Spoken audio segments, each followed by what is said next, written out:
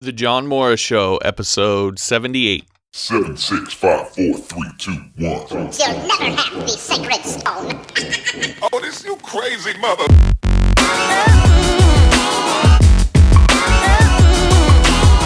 Hey there, my name's John Morris. I'm a former U.S. Army veteran turned freelance web developer. And my goal for you at this podcast is twofold. First, I want to help you learn how to code. Second, I want to help you turn that code into a full-time living. Because if you're like me, what you want is the freedom, the satisfaction, and the income that you get from being a high-profile web developer. So if that's you, be sure to subscribe to the podcast on iTunes, SoundCloud, or YouTube so you never miss an episode. You can find all my past episodes and get subscribed at johnmorrisonline.com/John Morris Show. Also, as you get value from the show, consider becoming a supporting listener on Patreon because you'll help keep the show free for everyone and you'll get access to exclusive courses, source code, and Q&A sessions available only to supporting listeners. Visit johnmorrisonline.com/Patreon, that's Patreon, to become a supporting listener. All right, let's get into this episode. Hey everybody, welcome back to the John Morris Show, johnmorrisonline.com. I'm your host, John Morris. This episode, we're going to get into the strange ethics of sleazy, quote-unquote, salespeople that you should steal, that you need to implement in your career, that you need to buy into. Because at some point in your career, you're going to have to sell yourself. If you don't know that, if you haven't listened to the past episodes of the show and I haven't pounded that into your head yet, let me start now. You will have to sell yourself at some point, whether it's to a client to hire you as a freelancer, whether it's when applying for a job at some sort of tech company, or whether you make some sort of application or program, you make the next big thing. Guess what? You still have to sell it to people. You still have to let them see how valuable it is for them. So at some point, you're going to have to sell yourself. And so that's kind of like the bare bones, okay, I have to do this. But now I want to hit you with not only do you have to do this, but you should see it as an opportunity. And so that's what I want to get into here. I want to really make the switch, not just, okay, I have to learn this stuff, but I get to learn this stuff. And there's actually an ethical and moral principle behind why it's a good thing to do that, to sell yourself and what you have to offer. So you may have heard me talk about this before, but I was Al Bundy at one point in my life. The first real sales job that I had was selling shoes. And I don't mean the Foot Locker, go in the back and just hand you some shoes type selling.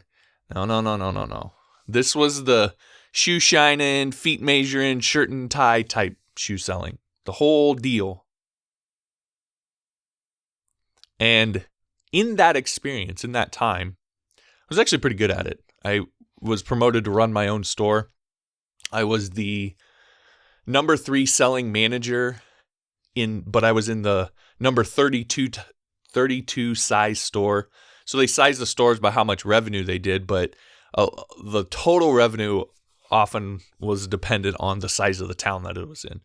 And so when you got your first job, you always went to a smaller town. So I was in Cheyenne, Wyoming, and that was one of their smaller stores. And so it was the 32nd ranked store in terms of revenue, but I was the number 3 selling manager. So I was outselling managers who were in much bigger stores than me. I think the two managers that sold more than I did were in huge stores. So I was pretty good at it. And I learned more about people, psychology, and selling in that time that I was there than I could have in some sort of PhD. I'm absolutely convinced of that. I learned so much.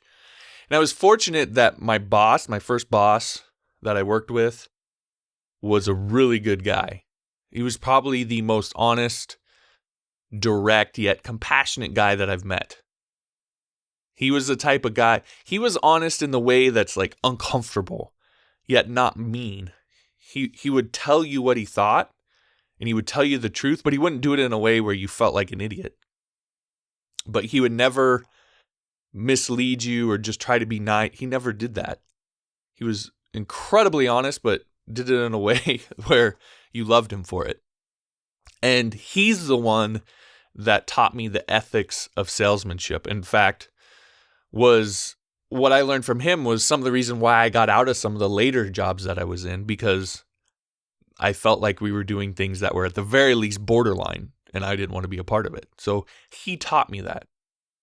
And I remember as employees, when you got hired there, one of the first things that you did when you got hired there is you would go around and every single shoe that, if you're male, then you try on all the ones that you could wear for males, and females would try on all the ones for the females. But you would spend time wearing every single shoe that we sold in the store. It wasn't just something we did. It was a critical part of your training. And then he didn't really force you to sell shoes that you didn't like, that you had actually put on and tried, and you're like, ooh, I don't like that. He wouldn't force you to sell them. Now, don't get me wrong. He always would look for the bright side, right? And he would always give you a little bit of a pitch. He'd say, well, you might not like this, but hey, this part of it. And you'd be like, okay, yeah, you're right. So he did that. But if you really just tried something on and wore it and you're just like, God, I hate this shoe, he wouldn't make you sell it, because he knew what every good salesperson knows, that you'll never be good at selling something that you don't truly believe in. Go around and ask any salesperson you meet. They've been taught that at some point in their life. And if they haven't, then they're probably new, or they're going to be. You can't sell something that you don't truly believe in. And again, from having sold everything from cars to shoes to knives, I can tell you it's 100% true. Now, let me put it another way. I believe it's my moral and ethical obligation to sell you stuff. And I'm not kidding. That's no joke. Now, I know your head might have exploded when I said that, so let me explain. Every single day, I get people who unsubscribe from my mailing list, and they leave me messages like, all of your emails are just a bit too saturated with offers for my liking. Everything you say just feels like a lead into a sales pitch. Or, you spam me with useless marketing rubbish or some link to some discounted service or course all the time. Or, my personal favorite, too many emails, jeez. You know what my response is? Bye, Felicia, as the kids say. And that should be yours too, by the way. Now, why? Well, here's a question for you. Do you believe that what you have to offer will truly help people? That it'll make their lives better? Whatever it is you offer. Development services, a coding course, this crazy thing I saw the other day called the Sock Buddy. I don't know. Google it if you haven't seen it. It's seriously a thing, and you'll see this picture. I mean, this has got to be the dumbest thing I've ever seen. It's like this huge 3-foot-tall contraption that's supposed to help you put your socks on easier, but it's so big, I don't see how it can make it easier. It seems like it would make it harder. So anyway, it's actually a thing. You can Google it. But the point is, if you do believe in what you're offering, then in my opinion, it's your moral and ethical obligation to sell it as hard as you can to those who need it. There are people out there who need it, who will benefit from it. It will actually make their lives better. You don't have to be shy about that. You don't have to be shy about giving them what they're desperate for. Because if you think about it, what are the alternatives? You could keep it for yourself, and you have every right to do that. But some people might consider that a bit selfish, that there's people out there who are desperate for a solution that you can provide and you won't provide it to them. Now, again, you don't have to, but you certainly shouldn't be shy about giving them what they're desperately needing. Now, what most people, I think of is, oh, well, you could just give it away for free. Okay, but that's only going to work for a short amount of time. I mean, you have to put food on your table. And if you're not making money so that you can put food on the table, doing this thing that you're really good at, you're going to have to make it some other way.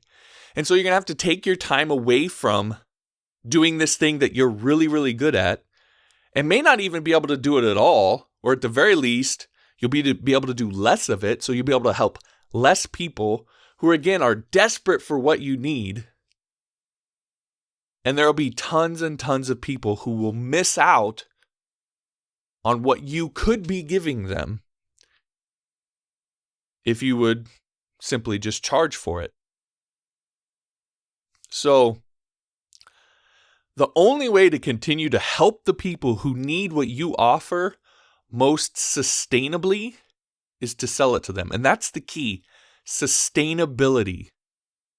You can only give it away for so long before you're going to have to do something else, and then it's gone for everybody. But if you sell it, sure, there will be people who may not be able to afford it, but you'll still have a larger group of people who get access to it that you'll be able to help. So the only way to do it sustainably is to sell it to them, period. So that's why I chuckle when I get these messages, because it's terribly short-sighted. And to be honest, they're just people I can't help. So I'm glad they're gone because we're both better off. And that's the truth. I'm not trying to be mean about it, but it's just the truth. Now, here's the thing that I want you to consider with all of this. Getting back to you and selling your services and what you do and why you should believe in what you have to offer. Because the skill set you have or that you're working on having is incredibly valuable. Just think about the things that you can do with it. I mean, websites have been used for all sorts of things. To gain attention for important causes like hunger, poverty, and AIDS, and all sorts of other things. They've been used to employ millions and millions of people around the world. They've been used to bring important news to light that literally changes the world. That's what you have access to. That's what you can provide to people. So what you have is immensely valuable. And I believe it's your duty to sell it to others. Not give, to sell it to others so that you can keep doing it. Day after day after day after day after day. And you can reach as many of those people who are desperate for what you can do as possible. So again, I want you to go from, oh, I have to do this to, I get to do this. This is an opportunity for you. When you start to understand that, you start to understand the sustainability factor, then you start to see it's not a have to, it's a get to. I get to help these people. And I get to do it in a way where I can continue to keep doing it and help more and more people. That's the point I want you to get at. When you get there, you realize selling isn't some evil thing that we just have to do. It's an opportunity. And it all comes down to selling itself isn't inherently honest or dishonest. It comes down to the people doing it. It's frankly a cop-out for people to say that the act itself is honest or dishonest. That's a cop-out. You're taking the blame away from where it truly lies. If you've seen sleazy salespeople in the past, it's not the selling that's at fault, it's the person. And that's where the blame should lie. So you can do it how you want to do it. You don't have to be sleazy or manipulative. You can be open and upfront and honest. You can do it the way that you want to do it. So don't be afraid to sell yourself. It's an opportunity that you get to sell yourself. Now, speaking of, if you want to up your skills to a level that you can be proud of, that you're not afraid to sell hard, that you know will truly help people, then I strongly believe that one of the best ways you can do that is the Ultimate Web Developer course by Brad Hussey, which you can find at johnmorrisonline.com/ultimate. Now, I'm going to be upfront with you. That's an affiliate link.